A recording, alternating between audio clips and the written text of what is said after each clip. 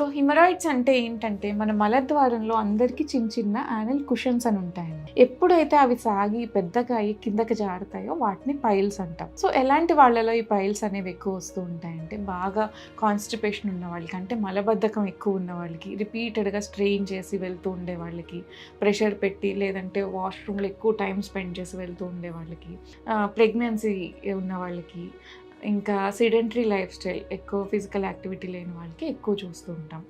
So ఈ anal కుషన్స్లో ఏమవుతుందంటే రిపీటెడ్గా స్ట్రెయిన్ చేసి హార్డ్ స్టూల్ పాస్ చేసినప్పుడు వీటికి సపోర్టింగ్ కనెక్టివ్ టిష్యూ అని చిన్నవి ఉంటాయన్నమాట. అవి వీక్ అయిపోయి సో ఈ వెయిన్స్ లాంటివి కిందకి జారినట్టు బ్లడ్ ఫిల్డ్ అయిపోయి పెద్దగా అయ్యి కిందకి వచ్చేస్తుంటాయి.